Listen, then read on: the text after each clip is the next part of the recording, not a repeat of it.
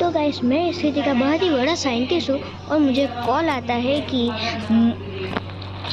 मुझे एक बहुत ही अच्छी और बड़ी सी लैम्बोर्गिनी बनानी है। तो मैं उस लैम्बोर्गिनी को बनाने में लग जाता हूँ।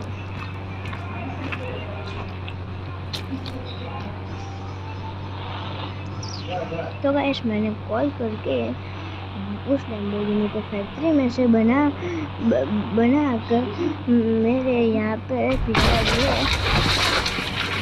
तो गाइस वो लैम्बोर्गिनी मेरे घर के ऊपर इसीलिए